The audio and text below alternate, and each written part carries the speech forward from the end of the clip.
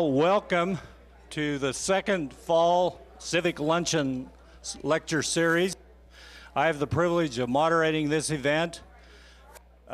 This series is partially funded through a grant from the Provost's office at Kansas State University.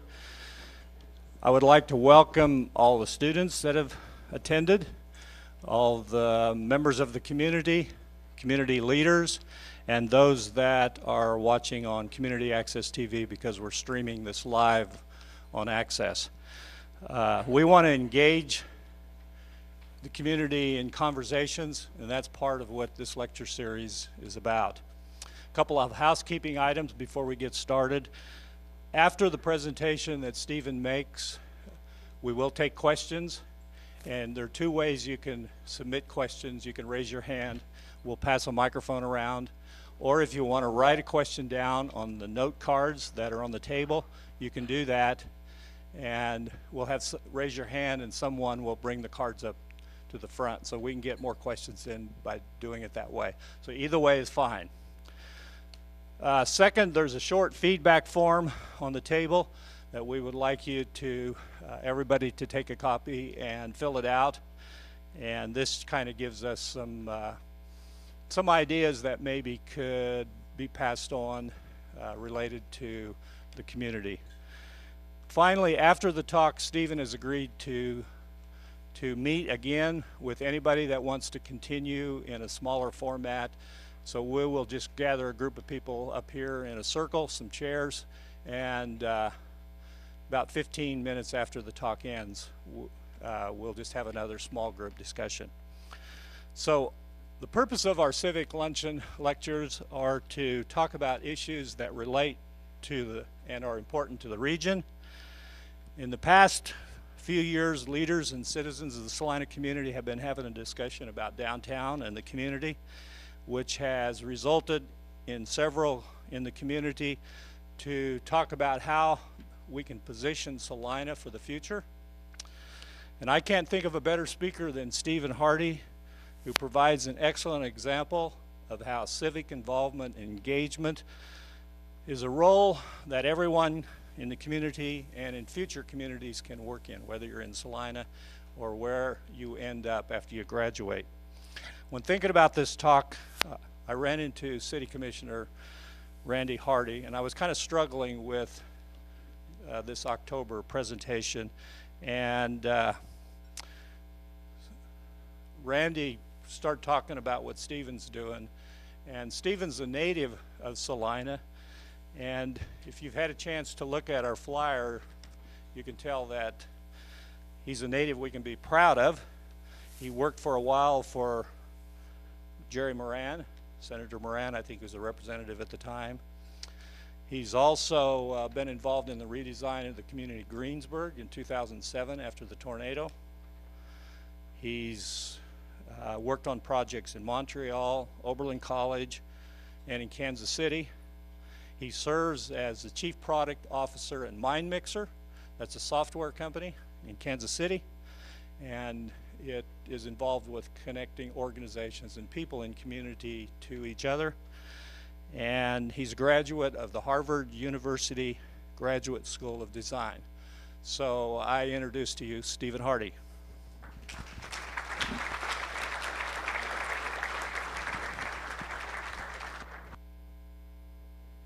I'll just talk loudly. I can do that. Runs in the family. Oh.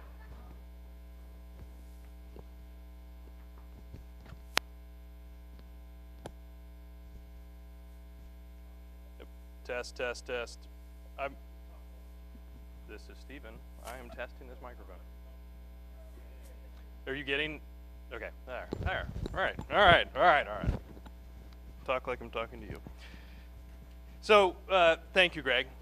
You're here, and I'm sure anytime that your speaker was invited by his father, that sets the stage well for your expectations. So, it's really good to be here. Greg gave me a call a couple of weeks ago and told me about this speaker series, and I have to say the turnout for something around a topic like this is really impressive. And as someone who grew up in Salina and cares a great deal about the future of this community, it's very encouraging to see so many people that that care and that want to see the city move forward in a productive way. Greg, when we were talking about how this talk should go, he said, why don't you talk about something, something like the future of cities? And that sounded like a really fun thing to talk about. So my partner and I have done quite a bit of research and thinking over the last year just about the future of cities. It's become kind of a hobby of ours. We spend more time at work talking about that than we probably should. But through our work, we work with about 1,000 cities right now, and from our planning background, we've just been exposed to a lot of best practices that are happening around the world, and so that's really what I'm going to share today. To tee it up, I think that we're on the precipice of a very tumultuous and very exciting time for cities. The future of the past of the cities in North America have really only been through what I would call two giant mega trends, right? Since the beginning of the country, there have been two. The first is the Industrial Revolution, right? The Industrial Revolution powers massive urbanization. New York City goes from having 500,000 people to 10 million people in the course of 50 years. That's a transformation that civilization had never seen before over a time period that was unimaginable. So that impact obviously had a dramatic impact on cities. All of a sudden, the city was a very crowded place. The city was a disease-filled place. The city was hyper disorganized and was reacting to this influx of citizenry. Jacob Riis was a photographer in New York, took many famous kind of black and white images of the time, was best known for bringing light to the plight working class, which was 80% of the populace at the time, right? Didn't just affect who we think of today as the working class. This is also children. Child labor during the Industrial Revolution was the norm, right? So out of that really grew the beginning of the planning profession.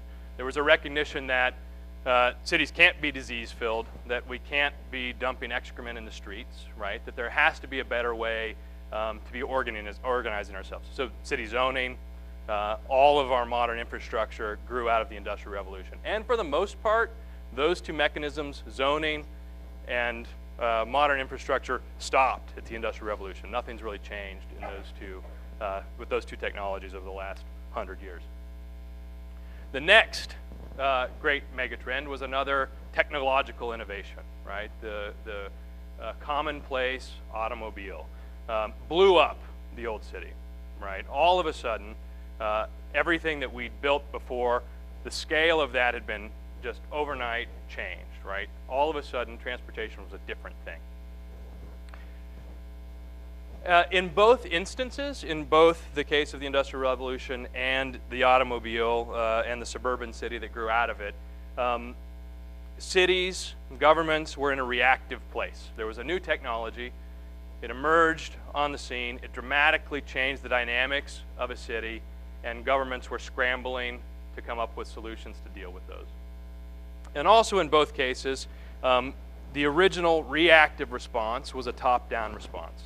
Right? So in the beginning, in the Industrial Revolution, it was city planners enforcing a code, enforcing rules and regulations on people that lived in a place. Likewise with the automobile. The way that cities were designed and developed was decided by an engineer and placed over the top of a city, right? The famous city planning story, the example of this is Robert Moses. He was the power broker of New York, right? He is responsible for all of the major interstate highways that run through New York today.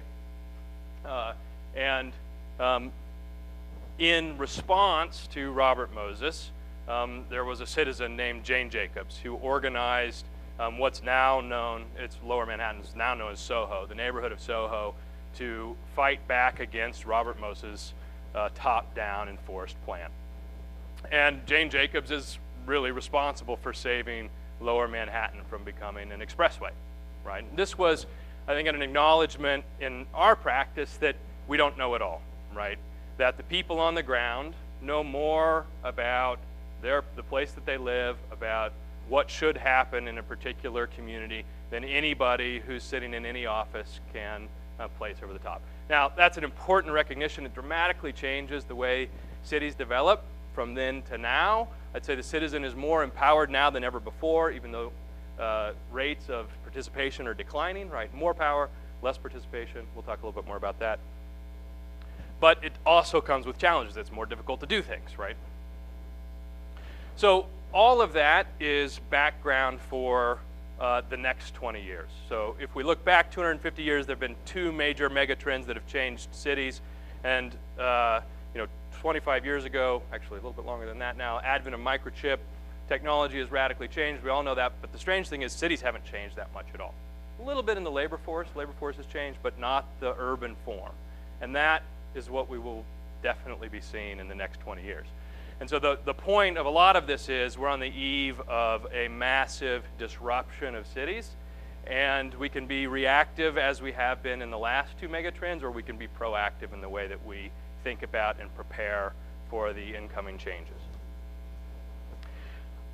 So the title of the talk is Cities of Tomorrow. Some of you may even play SimCity. This is the 2012 edition of SimCity. The title of it was Cities of Tomorrow. I'm not sure that Salina of tomorrow will quite like that, right? But one of my favorite parts of that SimCity was, for those of you who've played SimCity, and almost every urban planner, it's like prerequisite, right, that you do that. They introduced a new disaster. So every SimCity has disasters. There are earthquakes that come to your town. There's crime. There's even locusts. In 2012, there was the invasion of the machines, right? 2012 was the year that SimCity brought the robot to communities. So again, a little tongue-in-cheek here. The robot invasion won't look like this.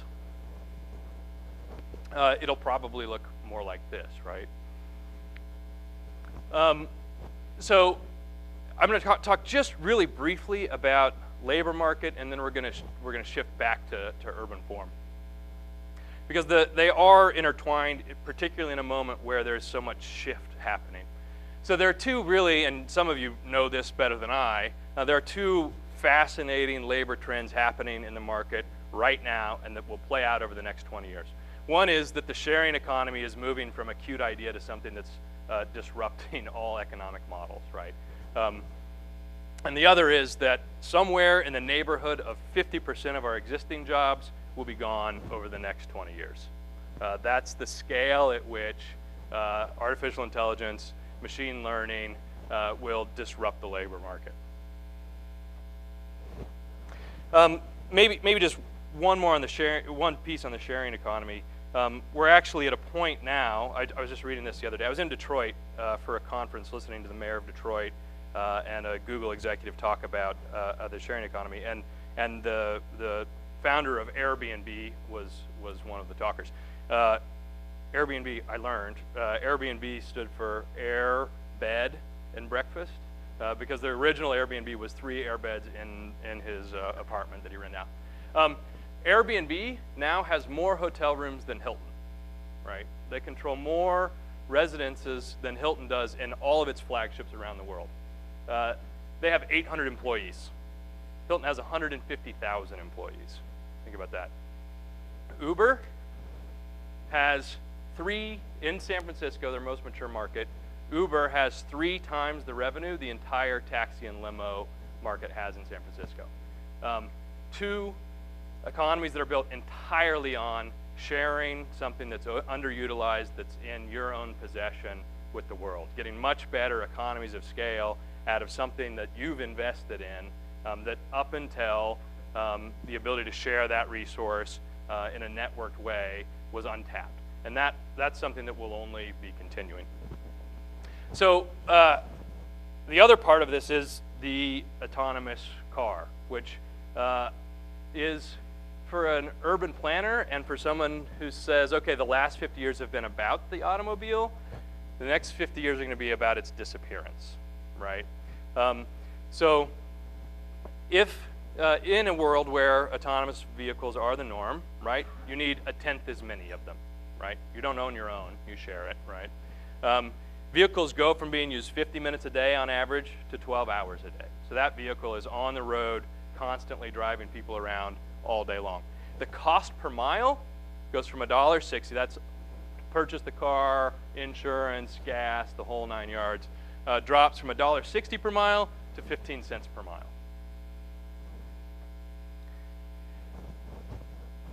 And the impact on cities will be dramatic. So some of you know, we don't need a scheduled scan. Maybe the robot invasion. I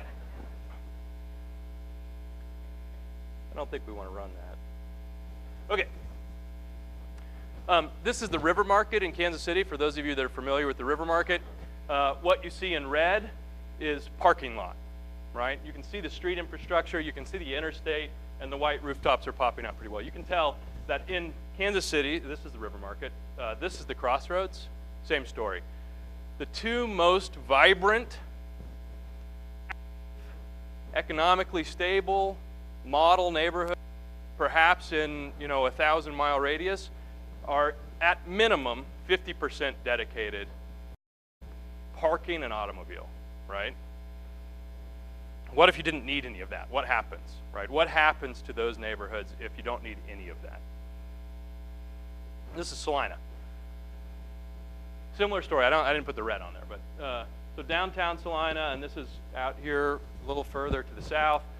You can tell, same story with parking to building ratio, right? There is an abundance of open space that will be unused, that will be there will be value, but it'll be a totally different value than what's there before. When you think about just the scale of how many people are in this room right now, how much space we're taking up, and how much space is being taken up by our vehicles right outside. So I'm married. I have children. My wife gets tired of me talking about these kinds of things. And I was telling her a little bit about this. This was probably a year ago. I've wore her down by now. But she said, that will never happen. You are underestimating how much Americans love their cars. They're not going to give them up. People are going to hold on to those things forever. You're never getting people out of your car. And I said, we have a son. Our son is 3. In 13 years, do we want him on the road?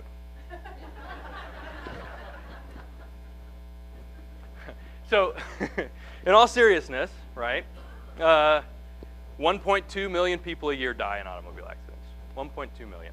So we're talking about one of the greatest scourges to mankind in the automobile accident, the ability to take that to almost nothing, and to cut the cost of moving by, into a tenth, right? This is going to happen. It's going to happen. I was talking to an executive at Ford a couple of weeks ago. Everybody's working on autonomous cars. It's not just Google anymore. It's every single automaker, and there is a real battle between will it be Apple and Tesla, or will it be Ford and GM and Mercedes and all of the established automobile makers? And that's an up in the air. That's an up in the air question. But she was saying the technology that'll power autonomous cars is 5 years away. Fully autonomous. That car could be on the road in 5 years, right? This is not a generation. Now, there are infrastructure requirements to make that happen, kind of back to being proactive in the way you think about your city. But the technology is going to be here in 5 years.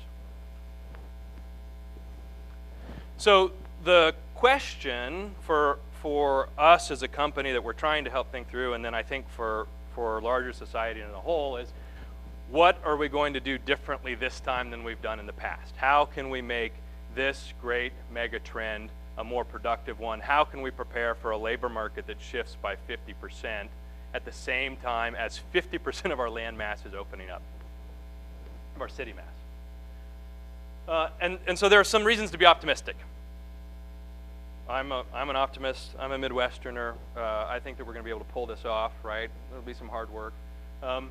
But there are 3 reasons I think to be optimistic. One is we have a greater ability than ever before to ensure that more voices are heard, that more perspectives are brought into the conversation, that there's more buy-in in the way we build cities. The second reason to be optimistic is I think as a whole, across the country, local government is getting better. and that's local government at the most local level.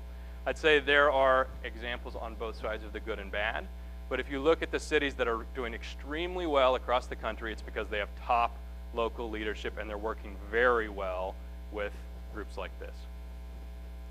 And then the third reason to be optimistic is the maker movement, which started out kind of like the sharing economy as something that sounded kind of cute, somebody in their basement making a little Lego model or something, and I think has exploded into an entirely new way to design, fabricate, and bring products to market that presents real opportunities for communities like Salina, I believe.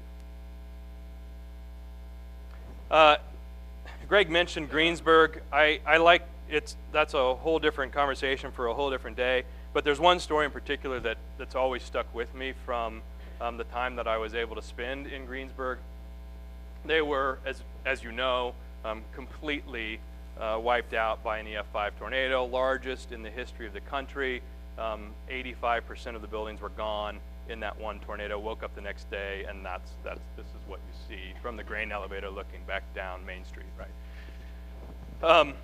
FEMA came to town, erected a giant circus tent, and it was in that circus tent that the community came together. They had meals together, they had church services together, there were planning sessions in that meeting, everybody literally in one tent. And it was the first time I'd ever seen a community conversation that was truly representative. And there were thousands of issues that got talked about, but one in particular was, where should we put our school? Our school has been knocked down. We've been talking as a county forever about potentially needing to consolidate our school. The old guard, there was a rivalry between Greensburg and the neighboring community, right? Age-old rivalry, played football against each other forever. When you pass each other on the street, you're nice, but outside of that, you talk ill of the other community. There was a grudge that was built up such that the city leaders were so worried that if the school got built in Greensburg, that the other community would never agree to consolidation, right? That this would disrupt their chances of making a needed change to the educational system. So the recommendation was to locate the school halfway between Greensburg and the neighboring community, just in the country, halfway, literally. Let's plop it in a field. Everybody will drive the same distance. It'll be fair. And the pushback to that idea was, okay, you're a small community. Main Street is everything to your vitality. You are struggling already to keep people in town. You need every drop of economic vitality that you can. Think about how important that school is to the economics of your city. Think about Friday night football. Think about everything that the school represents. So the other idea was to put the school on the southern end of Main Street, grain elevator on one end, school on the other, downtown between, right? And the decision was moving towards the cut the half answer, right? That was the majority opinion. That was the consensus. And there was a 13-year-old boy in the audience, under the tent, and he raised his hand, and he stood up in front of everybody, right, in front of all these people that had raised him, and he said, "I'm sitting here with my friend from the neighboring town. We're buddies, and we've been talking a lot about this. And we think the rivalry is something for the old folks, and you all need to get over it," right? It goes like this. Hush, right?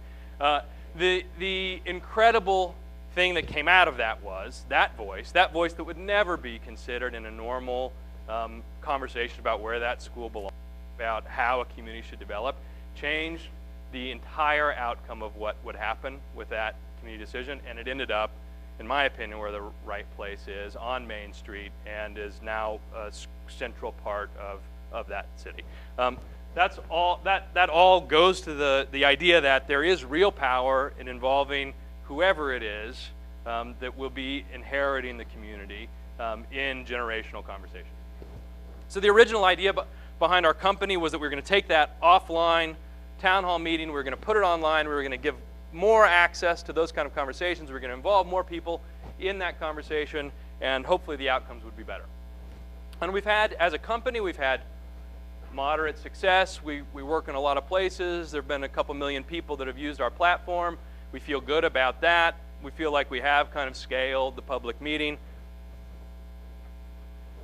But there are a lot of headwinds that we're still seeing, right? There was an election, mayoral election in Kansas City just a few months ago, 10% turnout, right? 10% for a mayoral election. It was down to 7% in some parts of town. And if you look at the demographic breakdown of who's voting, this is a stat I love, there were more over 100 than under 20 that voted.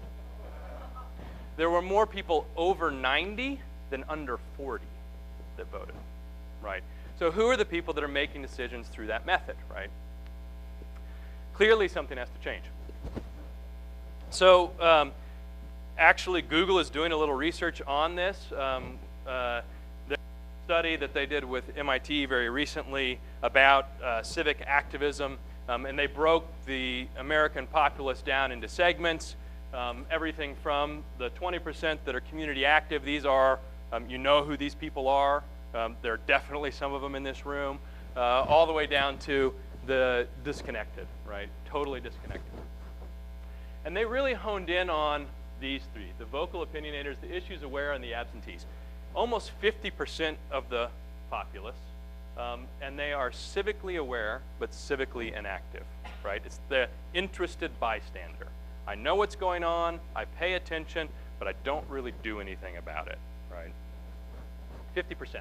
Now think about that for a minute. It means you've got 35% that are pretty active, right? And you have 50% in the middle that you have an opportunity to move. One of the things that we talk a lot about in our office is what we've kind of affectionately termed the calculus of civic engagement. We're growing into a data company, and more we like math and equations. You'll see a little bit more of that in a minute. But the idea is an old one, and it was invented by social scientists, right? That the likelihood of your involvement is the probability that you'll have an impact times the benefit of that impact for you, plus the sense of civic duty that you have to carry out that action, and that has to be greater than the cost of doing that activity, right? And as a company, and I would say probably over the last decade as a country, we've focused mostly on trying to figure out a way to move the C, to lower that, right? And there's been some progress. It is easier to participate. Voting is not any easier, right? But we haven't really focused on improving the probability that you'll have an impact, making sure that the benefit matters to you, or increasing your level of civic duty. Small story on civic duty, because I love this one. The DNC in 2012 had an experiment that they ran. They sent one group of people their normal mailers, and they sent another group of people a mailer that said, "Thank you for voting in the last election, in the last presidential election. We appreciate you fulfilling your civic duty." That's all it said. Didn't say anything about the next election. All it was trying to move that sense of civic duty, increase turnout amongst that group by 3%. And that's a big deal for one mailer, right? So clearly there are different levers that can be pulled that if we focus on them, we have an opportunity to move. So our platform has evolved a lot. We still have a conversation part of it, but we're now trying to really focus in on overlaying conversation, qualitative data with real quantitative data. Digging in a little bit to not just what are people saying, but what's really happening on the ground. And I would say as a trend across the country, that's another thing that you'll really see. Data exhaust, the data that we are putting off as we live our lives, as we walk around with the supercomputers in our pockets, being counted as part of the way that you are actually civically involved. We started a little traveling talking circuit that we've called the Data Dilemma. We're doing it with MIT, traveling around the country just talking to city leaders about how they're using data. And one of the trends that we like to talk through with people is around housing. And this is a universal. This applies to every community. As a country, the home ownership rate, you can see, okay, this is home ownership all the way back to the 70s, 63%, grows, bubble bursts right here. This is the bubble. Bubble's over, and home ownership continues to plummet. Now, this stops in 2012. If you fast forward to 2015, we're actually here, right?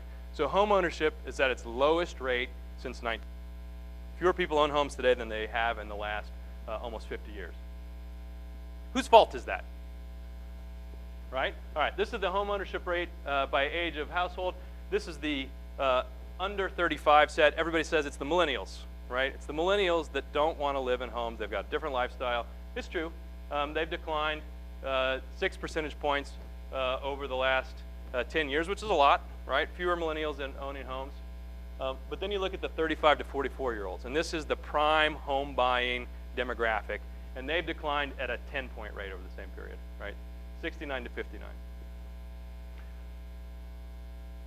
Now the interesting thing is, so home ownership's at an all-time low, but supply is tighter than it's been in a long time, right? So this is a graph of supply. You can see supply is tight through the recession. Supply is abundant. We come out of the recession, and all of a sudden now supply is really tight again. So what is happening, right? And this is, many cities are looking at the kind of data at this level, right? We got, oh my God, nobody's in homes. Oh my God, we got no homes. What's happening?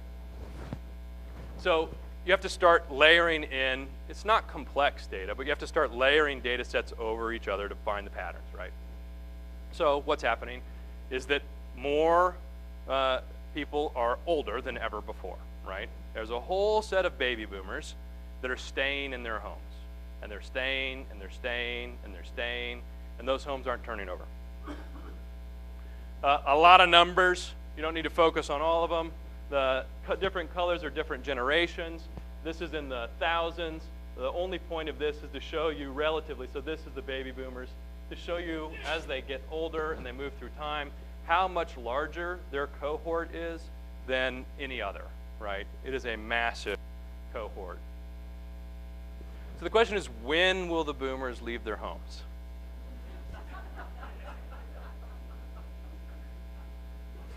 Nobody really knows.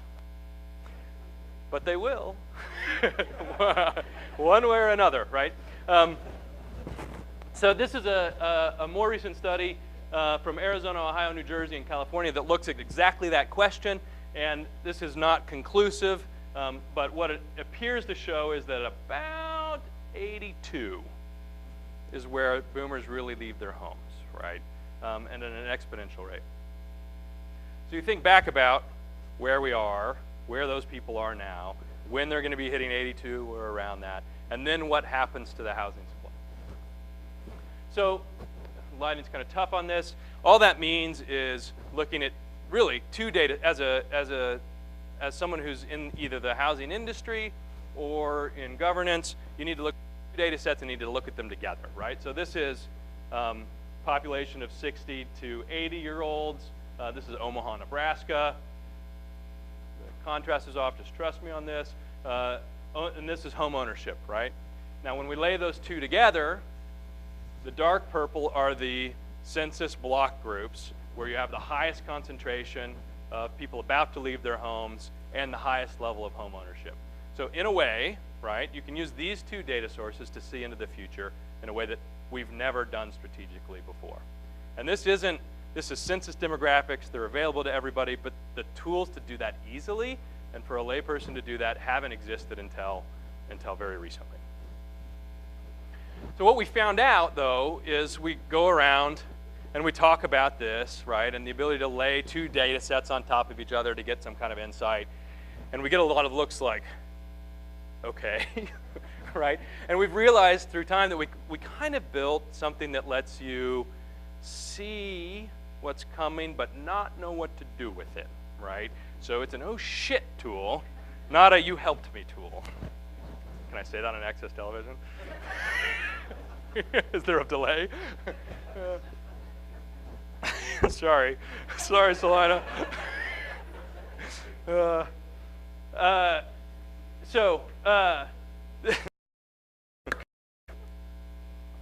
We're working with the Parks Department of New York, very forward-thinking parks director in the city of New York. He's saying all of our parks are out of date. All of the programming that we do for our parks takes into no consideration who are the people that they're serving. Like, all we do is listen to people who come to the meetings and tell us what they want. What if we took our parks, we drew a half-mile boundary around them, and then we said, okay, what are the ages of people that are living in there? Because if we know that, we know how to program the park, right? So now New York City's combining this information with an amortization table of their Parks and Rec equipment. So they know when they need to revolve Park Y, it should be for age cohort X, right? The other thing that we're working on right now, which is more in R&D, is we think the future of this data comparison is, okay, show me 8 other that are exactly like Salina, but in one way, they're way better than us, right? They live longer. Their average income is higher, whatever it is, right? You can isolate one variable and you can say, okay, show me 8 examples. They're doing everything like us except for one thing, and that one thing is changing the outcome of that city, right? So that's where we think really using data as a decision-making tool for cities is headed.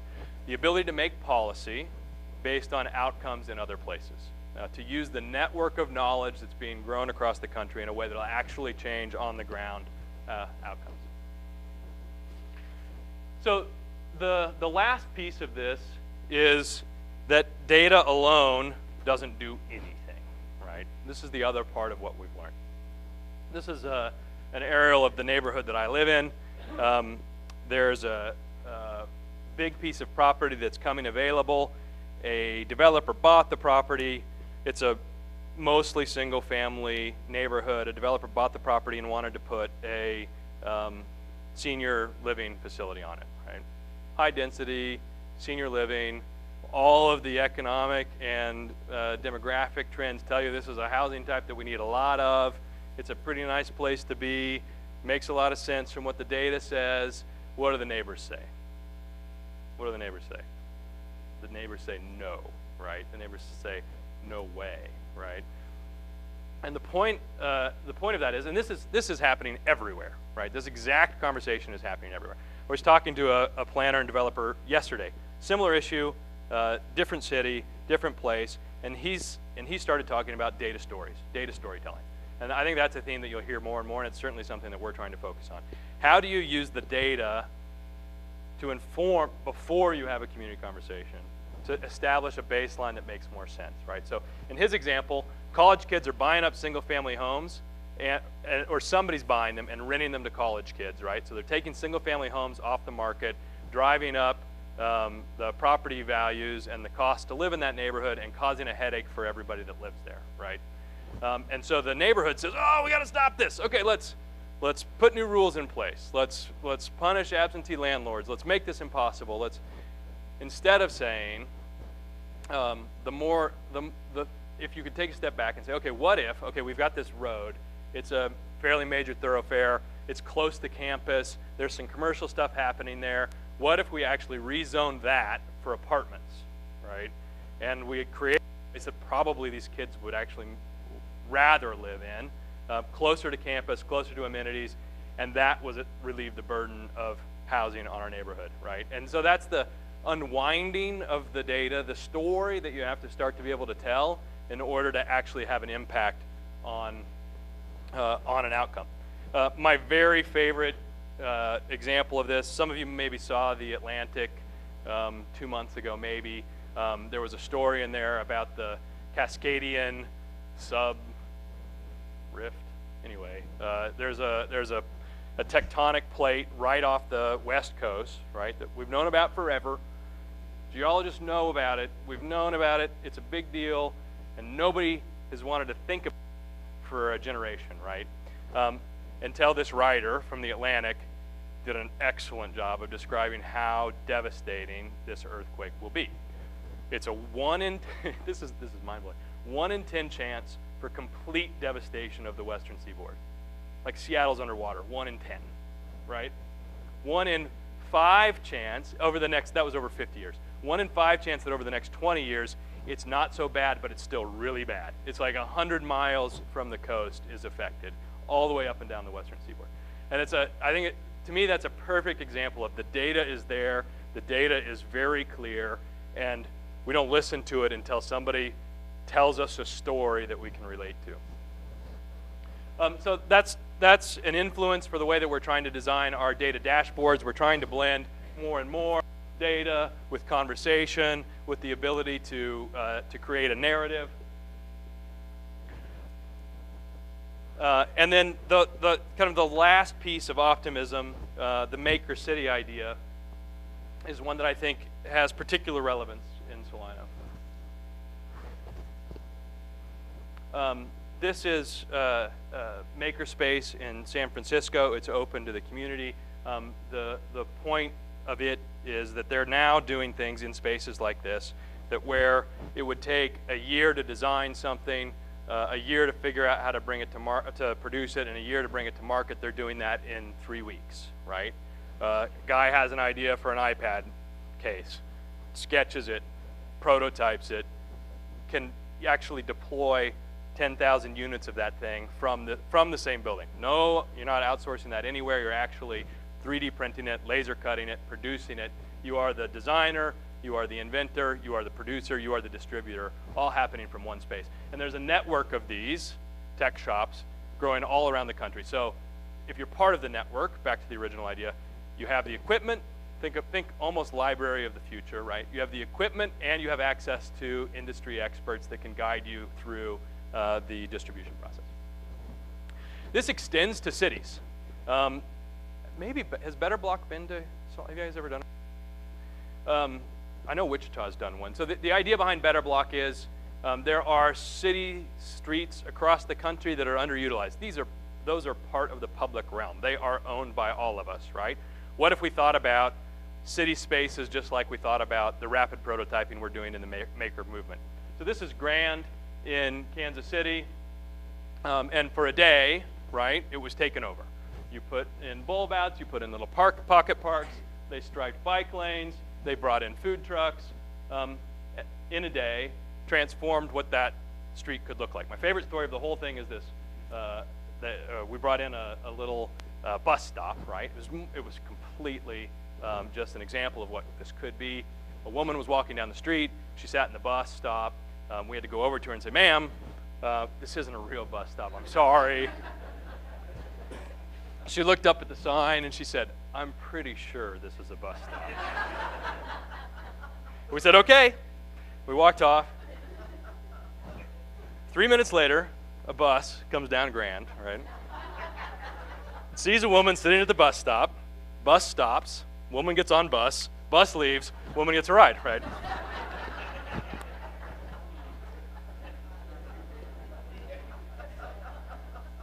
So I alluded to a little bit earlier this idea that with a supercomputer in your pocket, you become a sensor. You become part of a network that can produce really very valuable governance data. Some examples. Street Bump. It's an app. Turn it on. You put it on your dashboard. You drive around. When your car hits a pothole, it marks your GPS. It tells the city where the potholes are without you doing anything, right? This is an example. This is in Portland, Oregon. Strava, some of you may have Strava. It's an app. It maps your run. It maps your ride. The company has then turned those heat maps into guidance as to where we should put bike paths, where we should put pedestrian paths. It's Iowa State where they don't build a sidewalk till you cut the path with your feet, right? Something like that. That's the idea. Where it gets really interesting, I think, is when citizens start using data to impact governance. This is a small neighborhood in Kansas City. It's called the Argentine neighborhood, disenfranchised, forgotten about, right next to a BNSF transfer station. They've complained about the noise, they've complained about the smell for a generation. Nothing has happened, right? Last year, they bought an air sensor. The thing probably cost $500. I bet next year it'll cost $100. They took that air sensor and they put it on a person's porch for a day, for 24 hours. They took a reading, and then they moved it to somebody else's porch. They put it there for a day. And for a year, they put it on everybody's porch. And they found out that their neighborhood was out of air compliance 50% of the time, right? New data. Nobody knew that. Now, combine that with the pilot project that's happening in Louisville right now. Children's inhalers come with a little chip, right? You hit the inhaler, it records the time, which maps out where you are, the air quality of the place that you're at, and any weather conditions that have contributed to that asthma inhaler, right? So all of a sudden now, I know the air quality of my neighborhood, I'm mapping that with my child's asthma, and I'm going to the city and I'm saying, BNSF is giving my child asthma attacks, right? And I have the data to prove that. That's a very different story, and I think that's one that'll play out 1,000 times over in every way in the coming decade. Smart Citizen is out of Barcelona. They built a little Arduino, and it's an air sensor, it's a light sensor, it's a noise sensor, all on one little card. They sell them to citizens for $100. You take it, you plop it wherever you want, and it becomes part of a open source global monitoring network for human health. Oy.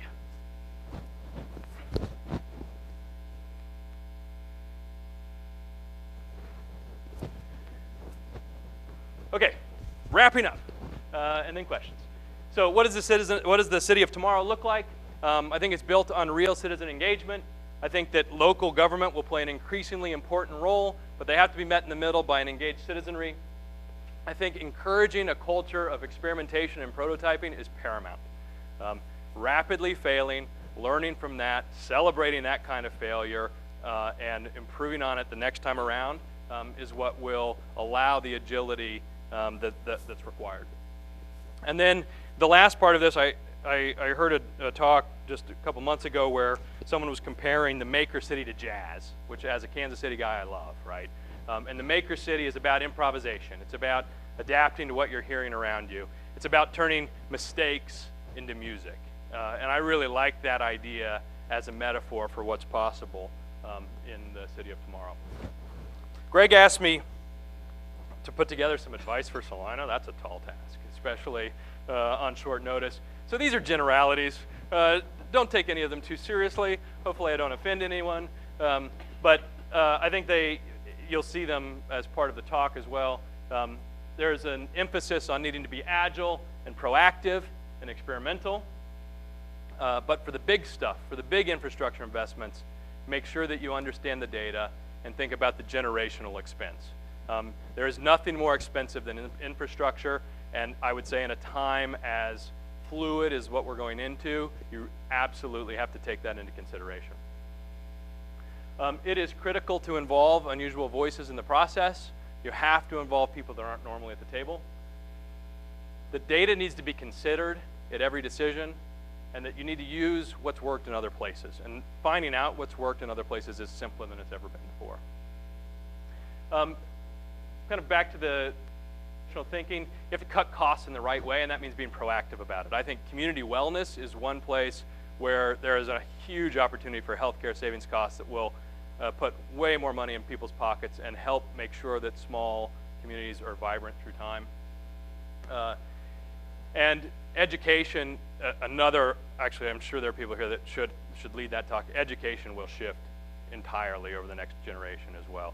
The model is broken and has to be fixed, right? Being proactive about that, making sure that next generation's labor market is educated in the right way, is ready for those jobs, critical to success. Walk the talk on quality of life. I think smaller communities often brag about the quality of life of that place. The only thing is they all do it, right? So if you're going to do it, you really have to stand out and you have to be exceptional at it.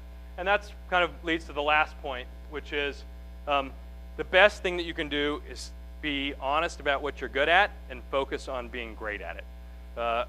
Some of you have probably seen the movie Three Amigos. It's my favorite city planning movie of all time. There's a scene where El Guapo is coming to raid the city, and the three amigos have to figure out how to defend the town. And they say, what can we do well? And the town all says, we can sew, right? We have to protect our city with sewing, is what they're saying. And they figure out how to make that work, and it works, and it's beautiful, and it's brilliant. The point of it is really focusing in on what you're good at will make you great. And that's it. Thank you.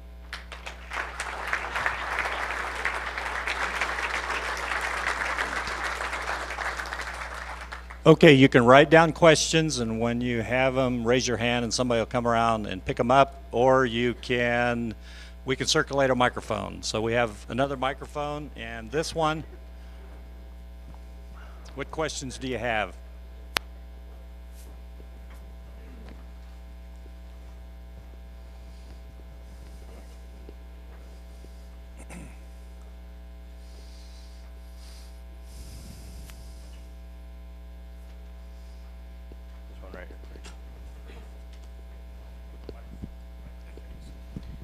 What do you see as the future of public housing? The future of public housing. I think housing will be more affordable in the future, so I think that's a good thing. The need for it is going to be greater than ever, so I think the challenge is significant. I also think that providing public housing in a way that isn't isolated will be the key to its long-term success. So I can't claim to be a public housing expert.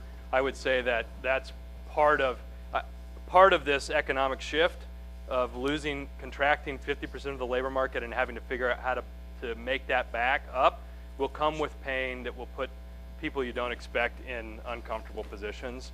And as a community, being able to do that and work through, because I think just like in the Industrial Revolution, there's a good outcome on the other side, but there's some pain in the short term, is the responsibility of a city. So that's kind of a cop-out. I think it'll be cheaper. I think if it's well integrated into the city, you'll be glad that you did it that way, and being proactive about it is the right thing to do. So no home run advice there. A question from the cards. As a former Salina resident, what would you say Salina is good at and that we could become great at? That's a good one. Yeah, that's not my job. So I can speak from what it was really up until about 15 years ago, right? And then I can't be very authoritative about it. I think I think recreation is a big deal here, and the facilities to support that are stellar. I'd say other cities that I've seen exceeds that and does a really good job of promoting it, and that's a big deal. I'd say the arts are very strong. Now, disclaimer, right? My mother has some influence on that.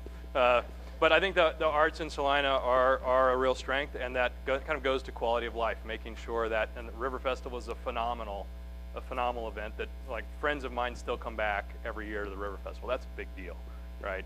The other thing I'd say is that the town works in an interdisciplinary way, and I was talking with my mother on the way down here. She hitched a ride from Lawrence, which is great, about the importance of interdisciplinary thinking and how that's becoming a skill that's harder and harder to find. And I think back about when I was in Salina and the people that I knew and the friends that I had and the family friends and how interdisciplinary a group that was. And if we're kind of going into the future and thinking about the ability to create economies that are exported right from here, I think making sure that there's interdisciplinary thought is the best way to fuel innovation. So that, and then plus things like K-State Salina, there is real expertise here that I think is absolutely future compatible, right? Building off that is a big deal. And then working closely with other educational institutions, which you have an opportunity to do in a city like this, I think is another strength to build on. How does food and energy security work into this? Yeah. Well, the big issue here, everybody's got their impending natural dilemmas, right? And of course, the big issue here is water security, and it'll be worse in other places than it is here, but that's a big deal. And water, I was talking to somebody a couple weeks ago, and he said within the next 10 years, within this country, you'll see somebody kill somebody else over water, right? So the point of that is more that it's a precious resource that has to be shepherded and well considered, right?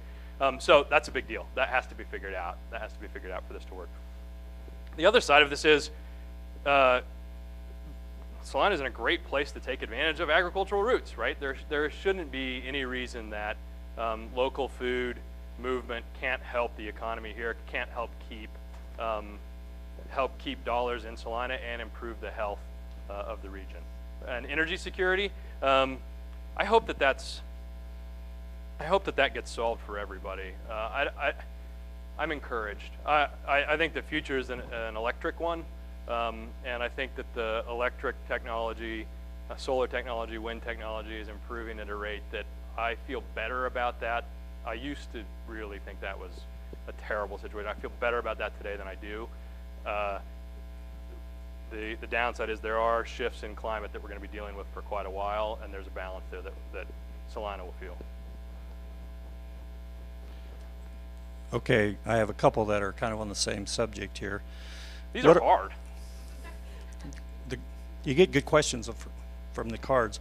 What are specific ways to draw people that aren't involved to have a community conversation, and how do people that have innovative ideas overcome the resistance to them? So the getting unusual voices involved is so hard. And Thea Watson-Strong, who helps promote that calculus of civic engagement, she works at Google, has a saying that she likes to use, which is people still have to make dinner, right? And a lot of times the people that aren't involved are the ones that really have the hardest time being involved for economic reasons or because they got little kids or whatever it is. And so I'd say, you know, making it as convenient as possible is important. Leveraging civic duty where you can is also important. You'd be surprised at how influential direct outreach is to an individual. I think a lot of times it is hand-to-hand combat. You have to grab somebody and bring them in. I would also say that I've seen, once there are people who are normally outside of a process welcomed in and listened to, that's a signal to other people, their circles, that actually this is something that is different than what I've known before, that I can have an impact in, and that perhaps I should participate with. So you got to do everything, and it's hand-to-hand combat, but it's worth it in the end. Was there another part to that? No, I think I pretty much got it. We have time for one more. And if not, Salina's been having a discussion about, we'll get to yours, John, about downtown. And can you kind of speak to what you see happening in downtown and other areas? So whatever is authentic to your city is absolutely crucial to protect. I think retail is something that will, retail as we know it will be gone, right? I think there are a lot of labor markets that are going to be totally turned upside down. Fast food, gone. You'll be able to get it, just not from humans. Retail, no one will be doing retail. No drivers, no pilots, no accountants. Law will look different. There are a lot of things that will be changing in the next. Now, some of those I think I think you may have to speak about this pilot question here. I should say it'll look different. I'll say it'll look different. That's one we didn't want to hear, Stephen. It'll look different. It'll look different. That's what I mean by being future ready, because there's a here and then there's a generation from now, and getting from here to there doesn't happen in a switch. And the people that are proactive about it. I was talking to Happy, is that his name? Lucky. Sorry, Lucky. Over in the workout facility over here a little bit earlier, and he's worked for K-State for 30 years, right? He takes care of the facilities, and he said, what are you here for? I said, oh, I'm talking. He said, what are you talking about? I said, no, future of cities. And he said, first thing he said to me was, well, you can't sit on progress, right?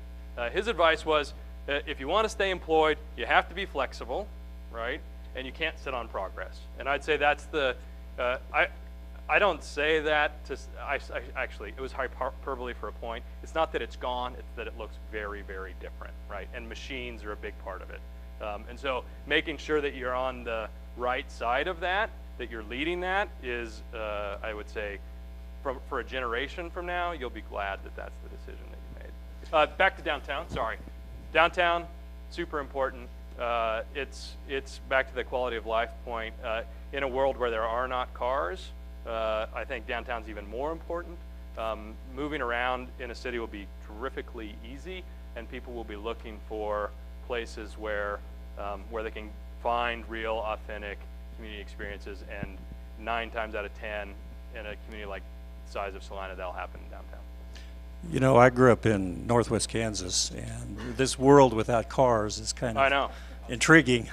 I grew up in Salina. I had a learner's permit at 14, right? I did that. But that's the other side. The other thing that's going to push this is I think it's the boomers, frankly. Think about all those people that are going to be moving into their 80s and 85 and 90s at the same time that those cars are coming online. I think they're going to be the early adopters for that technology. And Google cars will be out in these remote rural areas? I think who owns the cars is a fascinating question. Absolutely. I think, and public transit, I think, will be, the city will either subsidize a fleet or own its own fleet. But who owns them is really, I mean, you could say enterprise, right? A car rental agency may become the transportation broker of the future, right? They know a lot about the logistics of moving cars. They know a lot about the transaction of it. So it may not be Google, it may, but every technology, I'm telling you, Apple's going after it big, right? And that's where they just Tesla and Apple are the two that are making the most progress right now, I'd say. And we're going to end on that note because of time, but I would encourage everybody to look up sharing economy, because Stephen mentioned a couple examples, and there's like 50 different examples. This is really exploding. And also, they have a Facebook page, Mind Mixer, and you might start watching that if you want to kind of plug into some current thinking that they've been. I'd say our Twitter account is probably the right place to go. My Sidewalk HQ, at My Sidewalk HQ, and we put a lot of this kind of stuff up there when we see it. Twitter. So let's give Stephen a hand. And